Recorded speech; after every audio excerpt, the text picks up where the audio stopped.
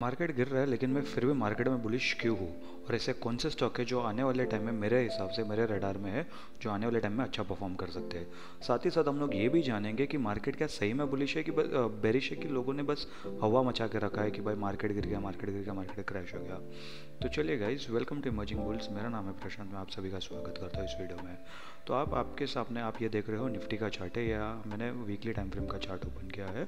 अभी weekly time frame का chart open क्यों करना ज़रूरी है? ठीक है, तो सबसे पहले हम लोग को मार्केट में अगर क्रैश चल रहा है या रैली आई है या मार्केट गिर रहा है या मार्केट बढ़ रहा है वो हम लोग को बड़े टाइम फ्रेम से पता चलेगा। छोटे मोटे टाइम फ्रेम पे हम लोग को बहुत सारा नॉइज़ मिलेगा, यानी बहुत सारे लेवल्स मिलेंगे, बहुत सारा कंसोलिडेशन मिलेगा, कई छोटी छोटी रैली मिलेगी, तो उसमें बहुत सारा कन्फ्यूजन होगा। बट बड़े लेवल पे ना हम लोग को एक प्रॉपर पिक्चर देखने मिलता है, जो उससे हम लोग को ओवरऑल मार्केट एनालिसिस में काफ़ी ज़्यादा फ़ायदा होता है। ठीक है, मैं आपको टेक्निकल पॉइंट ऑफ व्यू से बताऊंगा, फिर साथ ही साथ कुछ डेटा पॉइंट ऑफ व्यू के हिसाब से भी बताऊंगा, और फिर बाद में हम लोग वीडियो में आगे हम लोग स्टॉक्स भी डिस्कस करेंगे। ठीक है, तो पहले हम लोग निफ्टी का चार्ट है। अभी निफ्टी का चार्ट अभी तो सबसे पहले मैंने आपको कुछ मतलब जब मैंने वीडियोज़ बनाना स्टार्ट किया था यूट्यूब पर, तभी मैंने एक टाइम पर मैंने फिबोनाची का मैंने वीडियो डाला था। आप वो जाके देख सकते हो। अभी फिबोनाची का मैं वीडियो के बारे में डिस्कस क्यों कर रहा हूँ, क्योंकि फिबोनाची का इसमें बहुत बड़ा रोल है। ठीक है, अभी मैं यहाँ पर फिबोनाची रिट्रेसमेंट लेता हूँ। ये जो हम लोग का रिसेंट रैली चालू हुआ, ठीक है, इसका जो लोवेस्ट पॉइंट है ये वाला, मैं यहाँ से फिबोनाची को प्लॉट करके मैं हाईएस्ट पॉइंट तक लेके जाता हूँ। ठीक है, चार्ट को थोड़ा जूम कर देता हूँ एक बार, तो चार्ट को जूम करने पे आप लोग को समझ में आएगा। ठीक है, और मैं इसको थोड़ा सा लेवल जो नीचे का इसको थोड़ा एडजस्ट कर लेता हूँ, काफ़ी ज़्यादा नीचे हो गया था वो। ठीक है, अभी अगर मैं लेवल एडजस्ट कर ले तो आप क्या देख सकते हो, जिस किसने भी मेरा फिबोनाची का वीडियो देखा है, अगर मेरा वीडियो नहीं भी देखा, अगर आप लोगों को फिबोनाची के बारे में पता है कि फिबोनाची कैसे काम करता है, तो आप देख सकते हो फिबोनाची के 0.6 के लेवल के पास ही मार्केट ने बाउंस होकर अभी फिबोनाची का 0.5 का लेवल लिया है, ये वीकली टाइम फ्रेम के हिसाब से। डेफिनेटली मैं ये ज़रूर मानता हूँ कि एक वीक के टाइम फ्रेम पे मार्केट अच्छा खासा गिरा है, बट अभी वीकली टाइम फ्रेम के हिसाब से अब जब आप 4 बार, जब ये 4 हफ्ता लगातार इधर मार्केट जब ग्रीन कैंडल बना बना के जब ऊपर जा रहा था, तभी ऑब्वियसली मार्केट में पैनिक नहीं था, सब लोग प्रॉफिट एंजॉय कर रहे थे। बट जब एक हफ्ता अगर मार्केट ने रेड कैंडल बना दिया तो उसके अंदर मतलब इतना इतना वो हो रहा है, बवाल हो रहा है, हवा मचा के रखा लोगों ने कि भाई क्रैश हो गया, क्रैश हो गया, क्रैश हो गया। अभी आप ये ऑब्वियस सी बात है, मैंने काफ़ी सारे मेरे वीडियोस में कहा है कि मार्केट कभी भी ऐसे नहीं जाएगा, हमेशा ऊपर जाएगा, थोड़ा रिट्रेस करेगा, फिर ऊपर जाएगा, फिर थोड़ा नीचे आएगा, फिर ऊपर जाएगा। ठीक है, तो इसको हम लोग ये फर्स्ट फुल बैक कंसिडर कर सकते हैं। ठीक है, अभी अगर मान लो कि आप लोग में से कोई पूछेगा कि भाई मैंने फिबोनाची को यहीं पर क्यों प्लॉट किया, मैंने इसके ऊपर वाला जो पॉइंट है यहाँ पर क्यों नहीं प्लॉट किया, अगर मैं यहाँ पर भी प्लॉट करूँ तो आप देख सकते हो मार्केट से ज़्यादा परफेक्ट शायद कुछ हो ही नहीं सकता। ठीक है, आप देख सकते हो इधर भी 0.6 के लेवल के पास ही तो ऊपर गया और 0.5 का लेवल इधर भी तो है। तो मैं चाहे ये वाला लेवल लूँ या ये वाला लेवल लूँ, दोनों लेवल के हिसाब से वीकली टाइम फ्रेम में फिबोनाची के अकॉर्डिंग मार्केट डेफिनेटली बेरिश तो नहीं है। अगर ये बुलिश नहीं है तो बेरिश तो बिल्कुल नहीं है। बेरिश मेरे हिसाब से कब होगा, जब निफ्टी हम लोग का ये वाला जो लेवल है जो कि है समवेयर अराउंड 22,000। ठीक है, मैं इसको एडजस्ट कर लेता हूँ। 22,000 का लेवल ब्रेक होगा तो कहीं ना कहीं थोड़ा बेरिश जोन में चला जाएगा, और 21,900 21,800 के लेवल्स ब्रेक होंगे तो कहीं ना कहीं आने वाले टाइम में मार्केट बेरिश हो सकता है, बट अभी बेरिश बिल्कुल नहीं है। ठीक है, तो ये तो हो गया टेक्निकल पॉइंट ऑफ व्यू के हिसाब से। ठीक है, अभी हम लोग डेटा पॉइंट ऑफ व्यू के हिसाब से बात करते हैं। ठीक है, तो ये एक वेबसाइट है ऑप्स्ट्रा। ठीक है, इसके ऊपर भी मैंने वीडियो बनाया है जितना मुझे याद है, तो आप वो वीडियो भी जाके चेकआउट कर सकते हो। अब इस वीडियो में ना हम लोग, अगर आप सिंपली लॉगिन करोगे, इस पर कोई पेड ऐप नहीं है, सिंपली आपको जाके आपके गूगल से लॉगिन करना है और आपको यही पेज मिलेगा। ठीक है, इसके पेड वर्जन पे, बट आपको पेड वर्जन लेने की ज़रूरत नहीं, जो मैं आपको डेटा दिखा रहा हूँ। अभी इसमें आप FII DII डेटा पे क्लिक करोगे तो आपको कुछ ऐसा पेज ओपन होएगा। ठीक है, ये कन्फ्यूजन में हम लोग को नहीं पड़ना है, इसके अंदर भी हम लोग को बाहर के सबसे अच्छे बताता है कि कितना नेट सेलिंग या बाइंग हुआ है FII और DII के बीच में। अब जिस किसी को FII या DII नहीं पता है तो मैं सिंपली मैं बता देता हूँ। तो फॉरेन इंस्टीट्यूशनल इन्वेस्टर, यानी कि जो बाहर की विदेशी कंपनी जो रहती है, इन्वेस्टमेंट कंपनीज, बैंकिंग कंपनीज, वो लोग जब इंडिया में इन्वेस्ट करते हैं तो उसको फॉरेन इंस्टीट्यूशनल इन्वेस्टर कहते हैं। और DIIs यानी कि डोमेस्टिक इंस्टीट्यूशनल इन्वेस्टर, जैसे इंडिया की म्यूचुअल फंड्स हो गए, LIC हो गई, बड़े बड़े और जो ब्रोकिंग फर्म्स हो गए, वो लोग जब इन्वेस्ट करते हैं तो उसको DII यानी डोमेस्टिक इंस्टीट्यूशनल इन्वेस्टर्स कहते हैं। ठीक है, अभी इसके अंदर आप देख सकते हो डेटा डेट लिखा है, इधर इधर निफ्टी का हम लोग चार्ट देख रहे थे, इसके लिए हम लोग निफ्टी का डेटा पॉइंट निकाले, और F I I D I का ये नेट है दोनों का मिला के, बट हम लोग इधर सेपरेट होकर देखेंगे कि एफ आई आई कैसे मार्केट को देख रहे हैं और डी आई आई कैसे देख रहे हैं, ठीक है। अभी अगर हम लोग 15 मार्च की बात करें तो एफ आई आई ने 808 करोड़ का, सॉरी 848 करोड़ का एफ आई आई ने बाइंग किया, जबकि डी आई आई ने 682 करोड़ का सेलिंग किया। नेट 166 करोड़ हम लोग के मार्केट में इन्फ्यूज़ हुआ है, ठीक है, डिफ्यूज़ नहीं हुआ। इन्फ्यूज़ मतलब मार्केट में डाला गया है, डिफ्यूज़ यानी मार्केट से निकाला गया है, ठीक है। अभी अब उसके पहले का डेटा देखोगे 14 मार्च का, डेफिनेटली एफ आई आई ने ज़्यादा पैसे विड्रॉ के, डी आई आई ने पैसे डाले, ठीक है। और उसके पहले का अगर हम लोग देखेंगे तो एफ आई आई ने और ज़्यादा पैसे निकाले, बट डी आई आई ने उसके दुगुना पैसे ज़्यादा डाले। एफ आई आई ने 4595 करोड़ यानी 4600 करोड़ रुपीज़ निकाले थे मार्केट से, बट डी आई आई ने 9000 करोड़ डाले।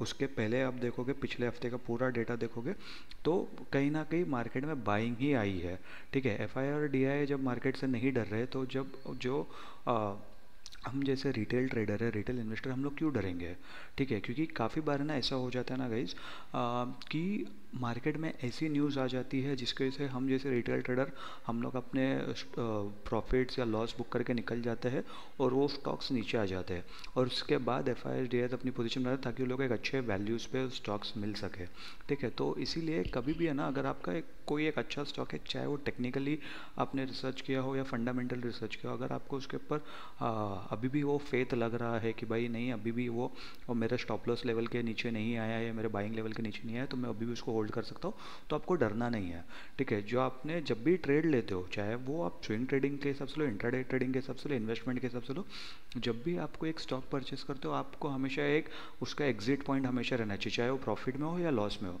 अगर जो भी एक भी पॉइंट नहीं आएगा तब तक आप एग्जिट नहीं करोगे। अगर आपने ये मेंटालिटी बना दी ना तो फिर शायद ही आपको ये ऐसे छोटे मोटे चीज़ों से डर लगे। अभी मैं आपको एक और एक चीज़ बताता हूँ। अभी आप देखना कि पहले इतने दिन से लोग कह रहे थे सब जगह, काफ़ी सारे यूट्यूब चैनल पे, इंस्टाग्राम पे, ट्विटर पे आप लोगों ने देखा रहेगा, इनफैक्ट न्यूज़ चैनल पे, कि भाई मार्केट गिर गया, मार्केट क्रैश हो गया, अभी तो मार्केट बढ़ने ही नहीं वाला है, वैसा सब कुछ चल रहा था, ठीक है। अभी मैं आपको बताता हूँ, ये हाईएस्ट पॉइंट था निफ्टी का, ठीक है, ये और ये लोवेस्ट कहाँ तक गया, ठीक है। ये मैं सिर्फ पिछले हफ्ते की बात कर रहा हूँ। आप देख सकते हो 2.89%, ठीक है। तो 2-3% क्या बड़ी बात होती है, आप मुझे खुद बताओ, मैं नहीं बताऊंगा, आप मुझे खुद बताओ। अगर 3% से अगर आप डर गए कि एक हफ्ते में 3% मार्केट गिर गया तो फिर शायद ये आपके लिए बना ही नहीं है मार्केट, ठीक है। मैं इसके पहले का आपको डेटा बताता हूँ, ठीक है। ये 2 हफ्ते गिरा था मार्केट, ठीक है। 2 हफ्ते में अगर आप देखोगे इधर तो कहीं ना कहीं ये 4.5% के आसपास गिरा था, और तभी भी मैंने, जितना मुझे याद है इस फॉल के टाइम पे मैंने वीडियो बनाया था, तभी भी मैंने आप लोगों को बताया था कि मार्केट इसके बाद भी ऊपर जा सकता है, और आप देख सकते हो कितना अच्छा ऊपर गया, ठीक है। तो काफ़ी ज़्यादा एक हवा बना के रख दिया लोगों ने, तो इसके लिए मेरे हिसाब से मैं अभी भी बुलिश हूँ मेरे पॉइंट ऑफ व्यू के हिसाब से। और अभी हम लोग जल्दी से जल्दी डिस्कस करते हैं कि कौन से स्टॉक्स मुझे ज़्यादा इंटरेस्टिंग लग रहे हैं आने वाले टाइम में, ठीक है। तो सबसे पहले हम लोग डिस्कस करते हैं HDFC लाइफ, ठीक है। अभी यूजुअली आप सभी को पता होगा मैं यूजुअली निफ्टी 50 के स्टॉक्स ही डिस्कस करना ज़्यादा पसंद करता हूँ। मेरे कुछ स्मॉल कैप्स और मिड कैप्स में भी होल्डिंग्स पड़ी हुई है, बट मैं वो ज़्यादा ऐसे यूट्यूब पे डिस्कस नहीं करता। बट अगर आपको चाहिए होगा तो आप डेफिनेटली कमेंट करके बताना, तो मैं आप लोग के लिए चाहिए तो वो वाले वीडियोस भी लेके आ जाऊँगा, और फंडामेंटल एनालिसिस भी कैसे करते हैं मैं वो भी वीडियोस बना दूंगा जल्दी से जल्दी, ठीक है। बस आप कमेंट करके बता देना।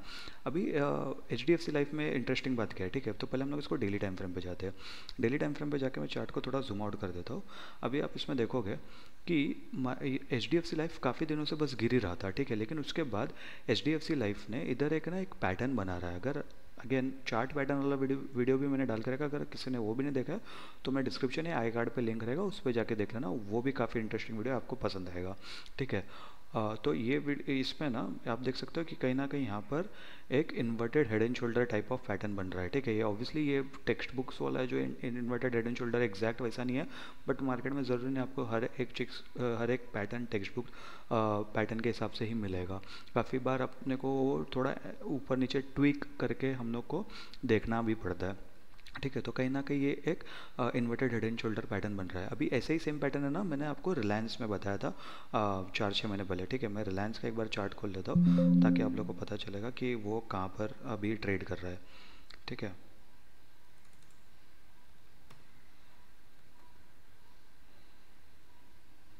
ठीक है, अभी देखो रिलायंस का जो चार्ट है मैंने आपको आपसे कहीं यहाँ पर पे कहीं पर डिस्कस किया था, ये 2400 के लेवल के आसपास। अभी आप देख सकते हो इसने रिलायंस ने हाई मार किया था 3000 का मतलब, और ये कुछ नवंबर 2023 की बात है, ठीक है, 4 महीने के अंदर ये 600 पॉइंट ऊपर गया है, 25% तो ऐसे ही रैली दे दिया है। तो डेफिनेटली मतलब हेड एंड शोल्डर जैसे pattern, inverted head and shoulder जैसे पैटर्न काफ़ी ज़्यादा एक इंपॉर्टेंट पैटर्न्स हो जाते हैं। ठीक है, अभी हम लोग जल्दी से जाते हैं हम लोग के चार्ट्स पर। ठीक है, अभी मैं आपको ये बता रहा था HDFC लाइफ के बारे में। ठीक है, तो HDFC लाइफ में अभी अगर हम लोग देखें तो टारगेट निकालने का दो तरीका होता है। अगर आपके पास कोई रेजिस्टेंस लेवल है तो आप वो रेजिस्टेंस लेवल आप मार्क कर सकते हो। तो मेरे हिसाब से 690 एक अच्छा रेजिस्टेंस लेवल दिख रहा है, और उसके ऊपर 729 और उसके ऊपर 775 अगर उधर तक आने वाले टाइम में जाता है तो HDFC लाइफ। ठीक है, दूसरा हम लोग को ये होता है, ये जो रेंज है ना, इसको हम लोग कैलकुलेट कर लेंगे, जो भी इसका डाउन साइड है उसको कैलकुलेट करके इसको हम लोग ऊपर की तरफ ले लेंगे। रेंज ब्रेकआउट के बाद हम लोग को कैलकुलेट कर लेंगे। तो कहीं ना कहीं जो इसका रीसेंट हाई है 707, वो भी एक अच्छा टारगेट बन सकता है, क्योंकि वो रेजिस्टेंस भी और रेंज का भी जितना हम लोग का रेंज है 10% का रेंज, उतना 10% का प्रॉफिट हम लोग को आने वाले टाइम में आराम से दिख सकता है। ठीक है, डेली टाइम फ्रेम पे निकाला गया है, तो इसको आप शॉर्ट टर्म स्विंग ट्रेडिंग के हिसाब से भी आप कंसिडर कर सकते हो। अगर मैं वीकली टाइम फ्रेम पे भी अगर आपको ये दिखाऊँ, ठीक है, तो डेली टाइम फ्रेम पे हम लोग को इन्वर्टेड हेड एंड शोल्डर दिख रहा था, जो कि एक बुलिश पैटर्न होता है। वीकली टाइम फ्रेम के हिसाब से कहीं ना कहीं आप देख सकते हैं एक डब्लू पैटर्न बने, डबल बॉटम पैटर्न बना है। ठीक है, तो वो भी कहीं ना कहीं एक बुलिश पैटर्न होता है। ठीक है, तो उस हिसाब से मुझे HDFC लाइफ टेक्निकली बहुत ज़्यादा अच्छे इंटरेस्टिंग लेवल पे दिख रहा है। ठीक है, दूसरा चार्ट है हम लोग का हिंडाल्को। अभी हिंडाल्को मैं आपको डेली टाइम फ्रेम पे दिखाता हूँ। ठीक है, अभी डेली टाइम फ्रेम पे देखने का इसका रीज़न क्यों है, क्योंकि आप देखोगे डेली टाइम फ्रेम पे ना हिंडाल्को ने काफ़ी अच्छा एक कंसोलिडेशन किया है। ठीक है, मैं आपको बता देता हूँ। हिंडाल्को ने काफ़ी एक अच्छा कंसोलिडेशन किया है। जब भी कंसोलिडेशन के बाद चाहे ऊपर की तरफ हो नीचे की तरफ हो, जिधर भी ब्रेकआउट होगा ना उधर एक अच्छा मूव आने की पॉसिबिलिटी ज़्यादा है। नीचे की तरफ आएगा अगर ब्रेकआउट तो डेफिनेटली हम लोग इसको इग्नोर कर देंगे, बट अगर ऊपर की तरफ जाएगा तो आप एक चीज़ पे ध्यान रखना कि कंसोलिडेशन का ब्रेकआउट होगा, प्राइस एक्शन लेवल का ब्रेकआउट होगा, साथ ही साथ अगर आप देख सकते हो इधर ये 50 डे मूविंग एवरेज है, इसका भी ब्रेकआउट होगा। तो टेक्निकली प्राइस एक्शन वाइज और इंडिकेटर वाइज दोनों के हिसाब से ये ब्रेकआउट होगा। जब ये 542 का लेवल अगर ब्रेक करेगा तो 581 हम लोग का फर्स्ट टारगेट हो सकता है, 622 हम लोग का सेकंड टारगेट हो सकता है। ठीक है, अगर मैं इसको वीकली टाइम फ्रेम पर भी लेके जाऊँ तो आप देख सकते हो कि ये काफ़ी अच्छी एक ट्रेंड लाइन को भी सपोर्ट करते हुए आ रहा है, और मार्च 2022 से अभी मार्च 2024 आ गया, पिछले 4 साल से इस ट्रेंड लाइन को अच्छा रिस्पेक्ट दिया है। तो आने वाले टाइम में भी होपफुली ये एक ट्रेंड लाइन को अगर रिस्पेक्ट देगा तो आने वाले टाइम में हिंडाल्को में एक अच्छा मोमेंटम आने की पॉसिबिलिटी ज़्यादा है। अगर अगर ट्रेड हम लोग का नहीं बनाएगा, हम लोग के लेवल के अगर ऊपर नहीं जाएगा, ब्रेकआउट नहीं करेगा, तो हम लोग ट्रेड नहीं लेंगे। ठीक है, ये हम लोग का सिंपल लॉजिक होना चाहिए। ठीक है, HDFC लाइफ का शायद मैंने आपको बताया नहीं, 632 का जो लेवल है वो अगर ब्रेक होगा तो तभी हम लोग ट्रेड लेंगे, और 689, 729, 775 हम लोग के 3 टारगेट्स है।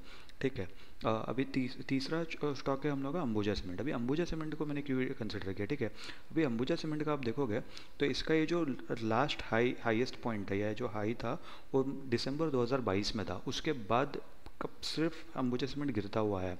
ठीक है, उसके बाद अभी पिछले महीने फरवरी में अंबुजा सीमेंट ने ब्रेकआउट किया, और उसके बाद अभी सस्टेन कर रहा है। ठीक है, और इधर रीटेस्ट करना है, जिस लेवल पे ब्रेकआउट किया उधर रीटेस्ट करना है।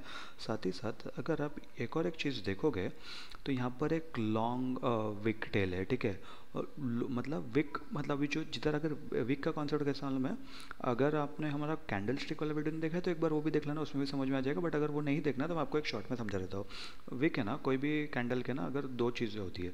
ठीक है, एक होती है बॉडी, ठीक है, मैं आपको इधर ड्रॉ करके बता देता हूँ। ठीक है, एक होती है बॉडी, ठीक है, और दूसरा होता है विक। ठीक है, अभी अगर कोई मान लो कोई कैंडल ऐसी है, ठीक है, जिसकी बॉडी इतनी सी है और विक अगर नीचे से लंबी है, मतलब उसको ना मतलब वो बुलिश साइड, वो स्ट्रॉन्ग बुलिश कैंडल है। ठीक है, और अगर कोई कैंडल ऐसी है और जिसकी विक नीचे ऊपर से लंबी है, तो मतलब वो स्ट्रॉन्ग बेरिश कैंडल है। ठीक है, तो अभी आप देख सकते हो इसके अंदर ऑलरेडी ये बुलिश कैंडल बनाया हुआ है, तो ये कैंडल स्टिक वाइज एक इम्पॉर्टेंट कैंडल बना चुका है, और एक इम्पॉर्टेंट लेवल पे बनाया। कैंडल बनाना इतना बड़ी बात नहीं होती, बट एक इम्पॉर्टेंट लेवल पे बनाना ज़्यादा बड़ी बात होती है।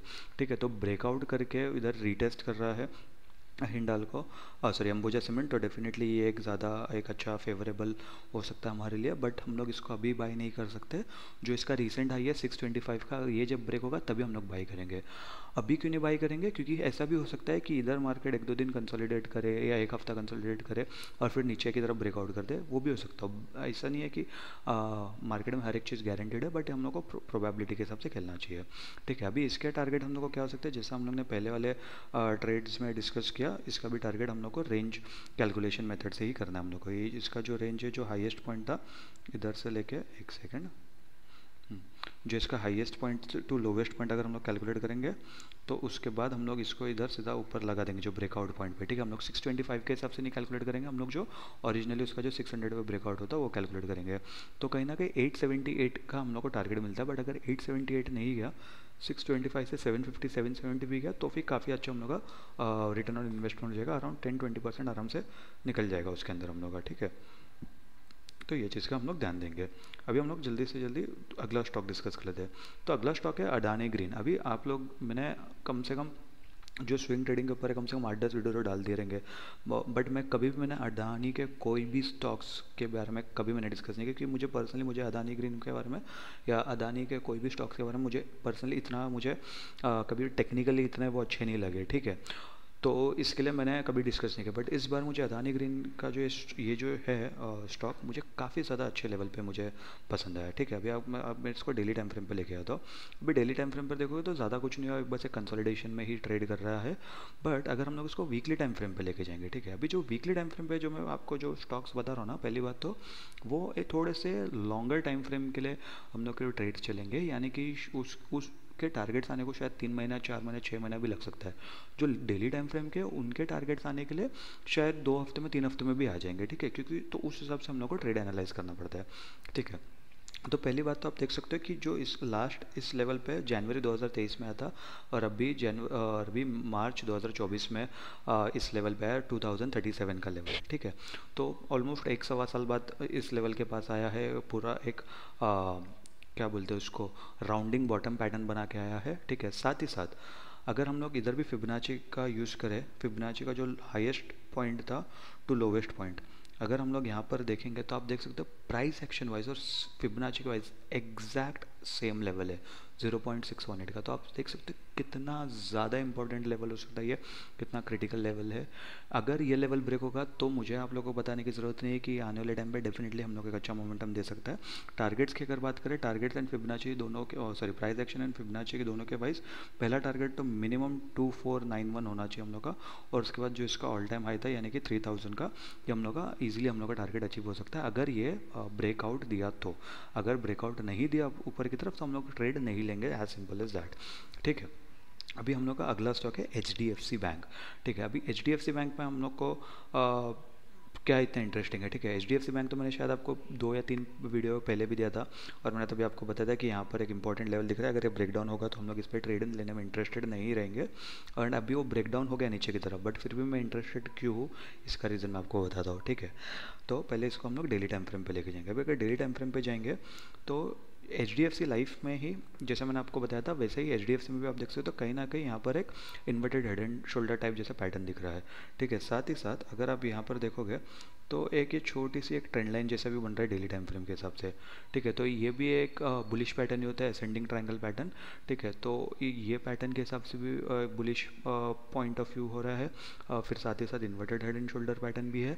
साथ ही साथ अगर आप इधर देखोगे तो 50 डे मूविंग एवरेज भी है। तो तीनों का ब्रेकआउट होगा तो एक अच्छा लेवल, अच्छा आने वाले टाइम में प्रॉफिट हो सकता है, ठीक है। और अगर निफ्टी को ग्रो करना है तो उसके लिए बैंक निफ्टी को चढ़ना पड़ेगा, और बैंक निफ्टी को बढ़ने के लिए, बैंक निफ्टी को ऑल टाइम हाई लगाने के लिए HDFC के बैंक का ऊपर जाना ज़्यादा ज़रूरी है, क्योंकि HDFC बैंक के बिना bank Nifty all time high लगा ही नहीं पाएगा, ठीक है। तो इसके लिए HDFC बैंक का इधर भी प्रोबेबल कैंडिडेट है हम लोग का, ठीक है। और अगर HDFC बैंक अगर ब्रेकआउट करता है, जो हम लोग का 1479 का लेवल है, ये ब्रेकआउट करता है तो 1575 और 1634 के हम लोग को 2 अच्छे टारगेट मिल सकते हैं, और अगर उसके ऊपर गए तो 1700 का हम लोग का टारगेट है ही। अभी हम लोग का आखिरी स्टॉक डिस्कस कर लेते हैं, वो है TCS। अभी TCS मुझे इतना ज़्यादा इंटरेस्टिंग क्यों लगा, ठीक है। मैं TCS के वीकली टाइम फ्रेम पर आपको लेके जाता हूँ, ठीक है। ये मैंने कोई तो एक वीडियो में मैंने डिस्कस किया था जिधर मैंने बताया था कि ये TCS का काफ़ी एक अच्छा लेवल दिख रहा है, ठीक है। और ये लेवल TCS ने ब्रेक किया फरवरी में ब्रेक किया था, और उसके बाद उसको रीटेस्ट करके अभी जस्ट उसको वापस ब्रेक किया हुआ है, ठीक है। तो TCS थोड़ा सा ज़्यादा ऊपर चला गया है, एग्जैक्ट बाइंग प्राइस पे नहीं है, बट इधर से भी हम लोग उसको बाय कर सकते हैं, एक अच्छा हम लोग को मोमेंटम मिल सकता है हम लोग को, ठीक है। और अगर इसका भी हम लोग को कैलकुलेट करने के हम लोग टारगेट कर सकते हैं तो रेंज कैलकुलेशन मेथड से हम लोग कैलकुलेट करेंगे। तो जो लोवेस्ट पॉइंट था उधर तक अगर हम लोग गए और ब्रेकआउट पॉइंट के पास हम लोग इसको डाल देंगे, और उसके बाद अगर हम लोग देखें देखेंगे टारगेट तो कहीं ना कहीं TCS का एक्सपेक्टेड टारगेट 5200 आ रहा है, यानी कि इधर से और 1000 पॉइंट का मूव आने की पॉसिबिलिटी ज़्यादा है TCS में। ठीक है, और मान लो अगर आपको TCS में ट्रेड नहीं करना है, कि अगर ऑलरेडी ये ट्रेड निकल चुका है, तो अब इसमें विप्रो देख सकते हो, आप टेक महिंद्रा देख सकते हो, 2-3 स्टॉक्स है मतलब TCS के पीयर्स, उसमें भी आप देख सकते हो काफ़ी सारे अच्छे आपको स्टॉक्स मिल जाएंगे। थोड़ा सा आप रिसर्च करोगे ना, थोड़ा एनालिसिस करोगे तो काफ़ी सारे आपको अच्छे स्टॉक्स मिल जाएंगे। तो गाइज आई होप आपको ये वीडियो पसंद आई होगी। वीडियो अगर पसंद आई होगी तो वीडियो को लाइक कर दीजिए, चैनल को सब्सक्राइब कर दीजिए, वीडियो को शेयर कर दीजिए, और कमेंट करके बताइए आपको मुझे जो स्मॉल कैप और मिड कैप वाली जो इन्वेस्टिंग है वो वाला मेथड भी सीखने का, फंडामेंटल एनालिसिस सीखना है, तो मैं जल्दी जल्दी उसके ऊपर वीडियो बना दूंगा। चलिए मिलते हैं आपसे अगले वीडियो में।